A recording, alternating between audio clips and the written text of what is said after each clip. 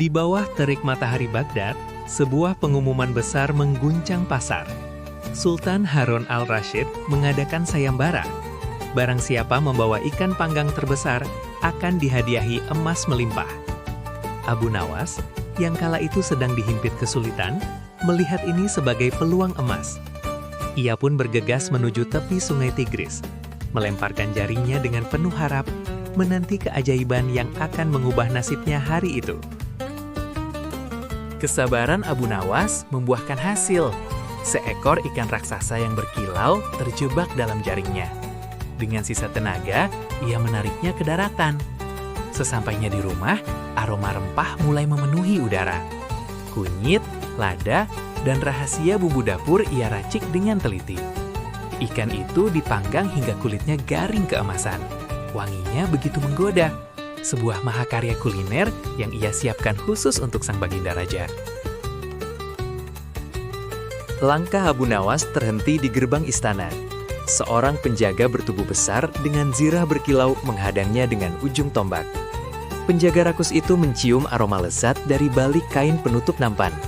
Ia pun berbisik licik. "Kau takkan lewat, kecuali kau berjanji memberikan setengah dari hadiah yang akan kau terima kepadaku." Abu Nawas terdiam sejenak, namun otaknya yang cerdik langsung menyusun sebuah rencana balasan.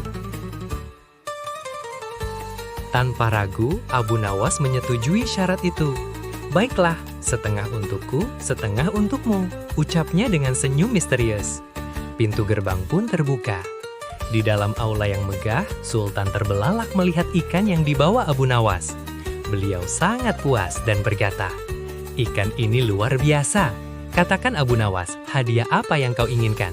Emas? Permata? Mintalah, maka akan kukabulkan." Jawaban Abu Nawas sungguh di luar nalar. "Ampun Baginda, hamba tidak menginginkan emas. Hamba hanya minta hadiah 100 kali cambukan di punggung hamba." Seketika, keheningan mencekam menyelimuti istana. Sultan mengira Abu Nawas sudah gila, namun karena janji raja adalah utang, perintah pun diberikan. Algojo maju dengan cambuknya. Satu demi satu cambukan mendarat pelan, seiring mata Sultan yang terus memperhatikan dengan penuh tanda tanya. Tepat pada hitungan ke-50, Abu Nawas berteriak, "Berhenti!" Ia berdiri dan menatap Sultan dengan tenang. "Baginda, hamba harus jujur. Hamba memiliki seorang mitra dalam urusan hadiah ini. Kami berjanji membaginya sama rata. Hamba sudah menerima bagian hamba, 50 cambukan. Kini sisa 50 lagi adalah hak mutlak milik penjaga gerbang baginda yang rakus itu." Sultan pun mulai tersenyum, menyadari ada sesuatu yang tidak beres di gerbangnya. Penjaga gerbang diseret masuk ke aula. Ia masuk dengan wajah berseri-seri, mengira peti emas sedang menunggunya. Namun Sultan justru berseru dengan murka, "Berikan dia hadiahnya." Algojo pun mengayunkan cambuknya. Kali ini jauh lebih keras. Si penjaga menjerit kesakitan, menyadari bahwa setengah hadiah yang ia minta bukanlah emas, melainkan pelajaran pahit atas keserakahannya memeras rakyat kecil. Sultan Harun al-Rashid tertawa terbahak-bahak melihat bagaimana Abu Nawas memberantas korupsi dengan cara yang begitu cerdas.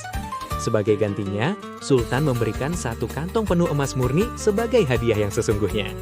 Abu Nawas pun pulang dengan hati riang. Ia berhasil membuktikan bahwa harta yang didapat dengan memeras takkan pernah berujung indah.